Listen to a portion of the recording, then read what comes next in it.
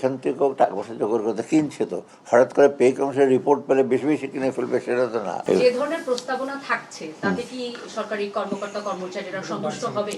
আমাদের মনে হয়, আমি জানি না, আমার তো আমি কিছুই দেখি না এখন পর্যন্ত, ওনারা সব গোপন। চেয়ারম্যান বলছেন যে সন্তুষ্ট হবে সব মোরালেস, কারণ উনি খুব প্র্যাকটিক্যাল ওয়েতে যতটুকু ফিজেবল সম্ভাব্য আর ম্যাক্সিমাম যতটুকু সে করা যায় আমাদের রিসোর্স কনস্ট্যান্টের ব্যাপারে আর অনেক ব্যাপার আছে, প্রাইভেট সেক্টরের ব্যাপারটা দেখতে হয়। দেখে উনি বলেন যে মোটামুটি সবাই সন্তুষ্ট হবে এবং জাম্পটা একেবারে মানে ওনার দেখেছেন পণ্য থেকে পর্যন্ত কত কস্ট অফ লিভিং বেড়েছে, ইনফ্লেশন বেড়েছে, সেটা পর্যালোচনা করেই করেছে। বেতনটা বাড়লে আবার বাজারের একটা প্রভাব থাকবে না স্যার? বাজারে এটা তো এখন আমরা প্রভাব কতটুক পড়বে এটা তো আমরা প্রেডিক্ট এখন করতে পারবো না, তবে বাজারে তো এনশিওর করা হবে সাপ্লাই, যেটা আমরা এমনি ইন্ডিপেন্ডেন্টলি পে কমিশন ছাড়াও করছি।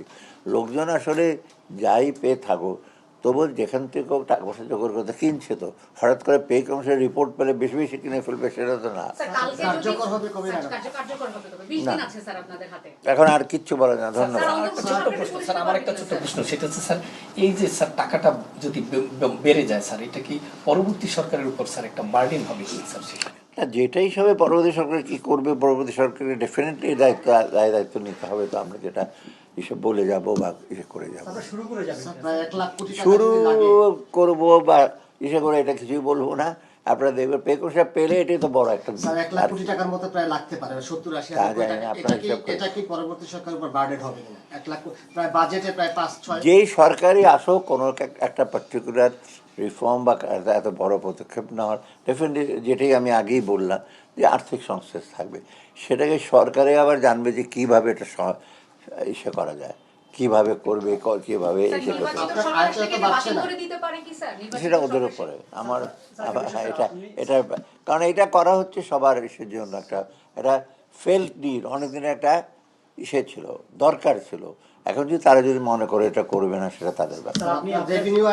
বছরে 1 লাখ কোটি টাকা বাড়ছে না, কিভাবে এটা সংস্থান হবে? না, আমি এগুলো বলবো না, সংসদে বলেই ফেলা হলো সব। স্যার আপনি তো শুরু করেছেন, উদ্যোগটা নিয়েছিলেন স্যার, আপনার হাতেই কি এটা শুরু হয়ে যাবে? এটা একটু বলেন স্যার, আপনি তো উদ্যোগটা রিপোর্টে দিচ্ছে, এটাই তো একটা প্রথম পদক্ষেপ, বাস ওইভাবেই বলেন যে একটা জিনিস কিছু করার আগে রিপোর্টটা, কিন্তু রিপোর্টটা তো যাচাই বাছাই করতে হবে। ইমপ্লিমেন্টেশন একটা রুল আছে সরকারের, বিভিন্ন কমিটি আছে, বাট এই কমিটিগুলো দেখবে যে সম্ভাবনা কী।